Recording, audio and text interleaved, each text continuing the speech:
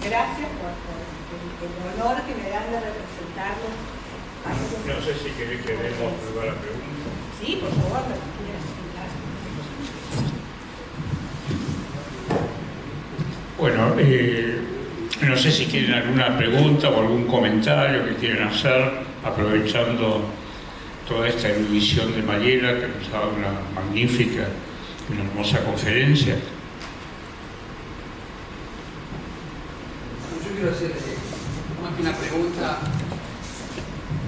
algo coloquial, y es lo siguiente. Del libro, la verdad que me impactó mucho, el libro me gustó.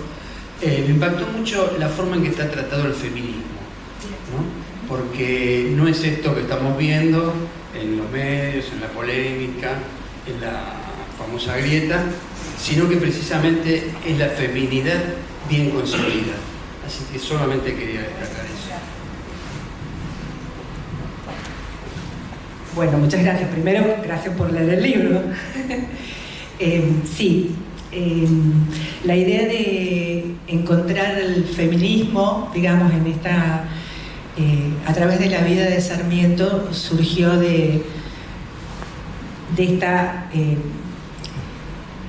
este atrevimiento también de unir un tipo de mujer también, ¿no? Porque cuando me planteé escribir sobre Sarmiento, dije, bueno, a ver, Mariela, ¿qué no se ha dicho sobre Sarmiento? O sea, la verdad que es uno de los autores sobre los que más he escrito, por lo menos en la Argentina. La cantidad de autores que hay en el Congreso de la Nación, que debe ser el lugar que más recopila autores sobre Sarmiento, es impresionante. Cuando vi el catálogo de la cantidad de libros que había y empecé a descartar cuántas mujeres habían escrito sobre Sarmiento, y no llegaban a 12, estamos hablando de más de 500 libros, ¿no? Y de esas 12 mujeres no hablaban de las mujeres, sino que hablaban de algún tema sobre Sarmiento. Entonces encontré que había algo que no estaba dicho. Y en la misma casa natal de Sarmiento, cuando fui a la biblioteca, les pregunté a las chicas, ¿qué hay de las mujeres de Sarmiento? Y me sacaron libros sobre los romances de Sarmiento, que, muy bien, excelente, pero no era lo que yo buscaba, porque había de alguna manera dando vuelta por ahí. Todos los que amamos Sarmiento sabemos que hay detrás un respaldo importante de las mujeres, y no se había dicho. Entonces un poco yo lo que buscaba era eso. Sí, bueno, ¿dónde están esas mujeres? ¿Por qué no las buscamos? Y en esa búsqueda no fue una búsqueda formal, porque no existe. O sea, yo fui a buscar en bibliografía y no estaba. Entonces tuve que, con un mentor maravilloso, que a lo mejor algunos de ustedes conocen, Guillermo lo conoce, que es el doctor Mariel Eros Tarbe, que es un doctor en su tesis doctoral es sobre Sarmiento, justamente. Le comento esto y me dice, sí, ¿trabajás sobre eso? Le digo, bueno, pero no encuentro nada, ¿por dónde empiezo? Y me dice, ¿por dónde vas a empezar? Le digo, y no sé, por eso estoy acá. Y me dice, empezá por Recuerdos de Provincia. Y yo digo, claro, ¿por qué no se me ocurrió empezar por ahí? Y efectivamente, de todo el libro solamente hay 2 capítulos, que por supuesto los leí mirando bajo la alfombra, porque tenía que encontrar algo. Y claramente estaba ahí lo primero, que era su madre.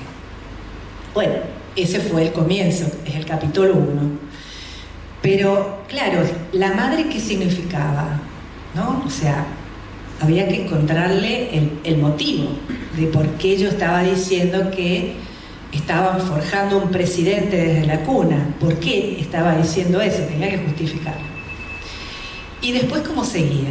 Y bueno, entonces el material que utilicé para el libro fue la correspondencia, o sea, el correo íntimo de Sarmiento, íntimo entre sus hermanas, de él y sus hermanas, el correo con Juana Manso, el correo con Merriman, que se ha traducido hace muy poco, en el 2005, o sea que es información que no se conoce para atrás, o sea, los libros que están desde el 2005 para atrás no conocen muchas de las cosas que aparecen ahí, y que yo les diría que si se leen esas cartas se pueden llegar a replantear incluso muchos temas y muchas miradas sobre Sarmiento también, que en muchos casos lo simplifican bastante. O sea, yo creo que es una personalidad mucho más compleja, y como es tan compleja, requiere un compromiso también de reflexión y de estudio, y de dejar algunos prejuicios de lado también, para poder comprenderlo. Por eso yo planteo en el comienzo de la charla que más que contradicciones en la personalidad de Sarmiento, hablemos de las tensiones por las que él tuvo que transitar en esos momentos, porque en ese momento había sí oposición, pero era de contexto, no era de su personalidad. Él transitó entre medio de eso, buscando una solución a los opuestos. Por lo menos esa es la mirada que yo le doy a Sarmiento, y encuentro muy discutibles muchas cosas que se dicen sobre Sarmiento, entre ellos el concepto de civilización y barbarie, que es una simplificación histórica que él mismo critica, porque dice, o sea, lo que yo utilicé es una metáfora dentro del libro, no es esa la radiografía de la República Argentina. Bueno, se tomó como siempre una simplificación, y sobre eso se han tejido muchas cosas. Bueno, creo yo que recuperar la verdadera figura dentro de este marco de tensiones puede ser una cosa muy interesante para volver a conversar, para volver a discutir, para volver a pensar, que me parece que es el aporte de lo que, por lo menos, es lo que a mí me parece que debería proponer el Instituto Sarmentino, ¿no? Volver a la reflexión, volver a la discusión, volver a la conversación, para que podamos hacer una nueva versión también de todas las cosas. Así que, gracias por el tema del feminismo.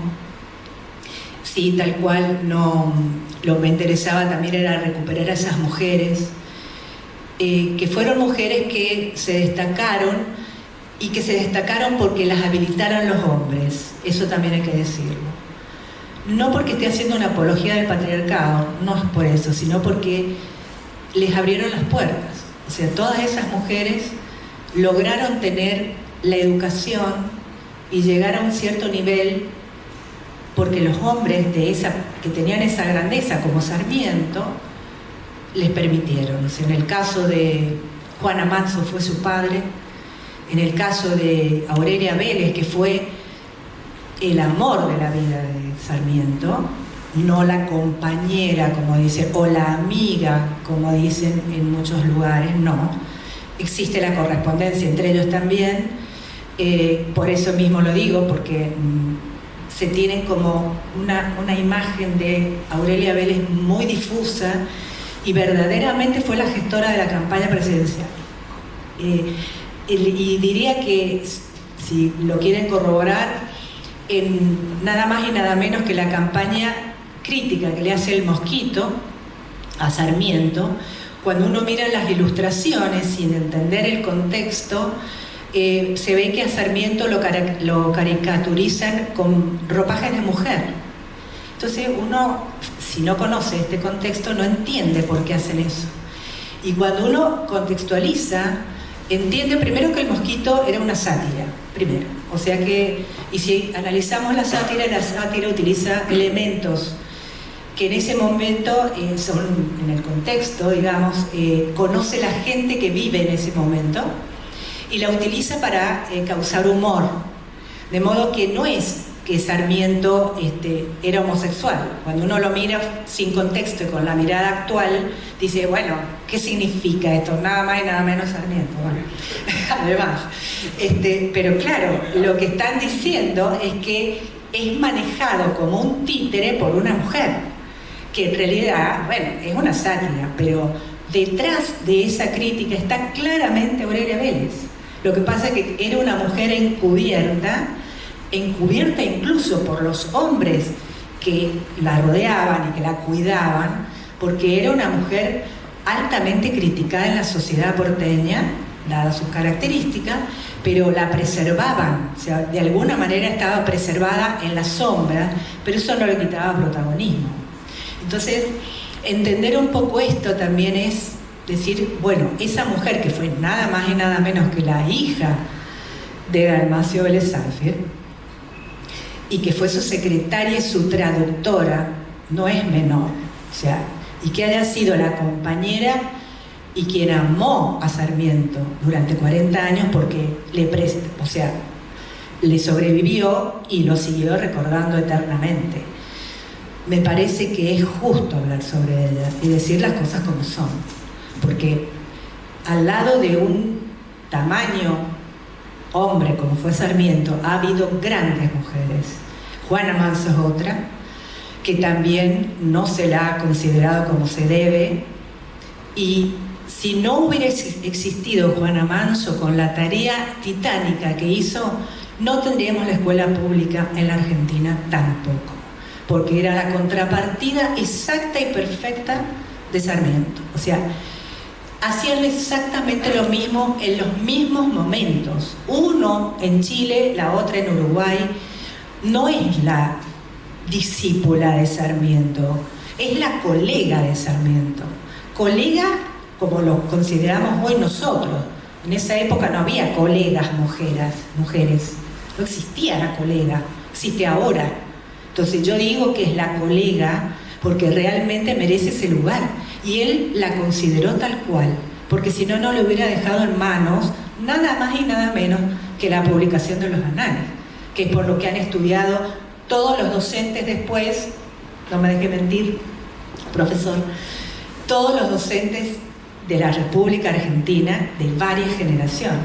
Así que, poner en el lugar que corresponde a estas mujeres es comprender también mucho más el pensamiento de Sarmiento. Y si Sarmiento consideró digna a la mujer para estar a su lado y dejarle en sus manos su obra, no me queda más que reconocer hoy, en el siglo XXI, que el primer feminista era Sarmiento, realmente, porque cambió el rol de la mujer, cambió el rol social de la mujer, de estar dentro de la casa y en la ignorancia y la invisibilización, le dio un rol social protagónico a través de la docencia.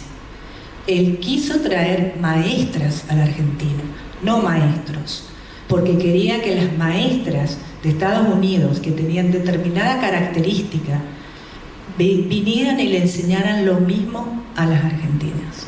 Entonces, es mucho para decir, hay mucho más de lo que parece. Así que bueno, muchas gracias. Si quieren más preguntas. No podría haber habido mejor broche de oro. Muchísimas gracias, Mariela, excelente lo tuyo.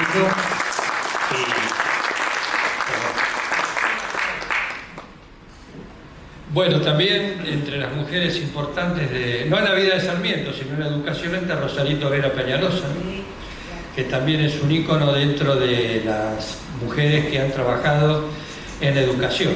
Con respecto a la meritocracia, no sé si es una pregunta, quizás solamente una reflexión. Usted bien dijo que había sido descalificada ese concepto, ¿no? Que no había sido tomado, claro, que posteriormente me da la impresión que fue tomado arteramente, porque el concepto de meritocrático, si nosotros lo vemos, pareciera ser que es el gobierno del mérito, de las personas que tienen mérito.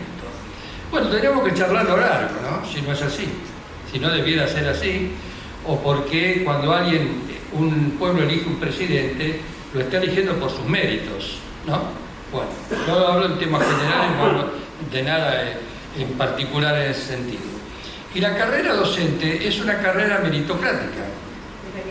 Claro, porque si nosotros tenemos un estatuto del docente, en los cuales tenemos una carrera que desde el año 1957 está en nuestro 58, está en nuestro país, la 14.473, la ley del estatuto del docente, es una carrera meritocrática, porque no es solamente un tema relacionado con la cantidad de años que uno tiene en la docencia, sino también los cursos que va realizando, qué es lo que, los cargos que ha tenido, los títulos, etcétera, etcétera. Por eso que creo que este concepto de meritocrático, que me pareció muy interesante cuando yo leí por primera vez el título, porque yo cuando lo leí dije, ¿por qué va a hablar esta persona de meritocracia, ¿no? Y lo entiendo perfectamente bien. Y era solamente eso. Y una cosita, es, como usted bien dijo, civilización y barbarie, no civilización o barbarie, que los revisionistas, puntos suspensivos. Bueno, muchísimas gracias, y todos aquellos que quieran continuar en contacto con nosotros, les pido que manden a la Sociedad Científica sus datos, su mail, su WhatsApp, y los mantendremos informados de las actividades que realizamos en el Instituto Sarmientino y obviamente la Sociedad Científica Argentina. Muchísimas gracias a todos por acompañarnos hoy.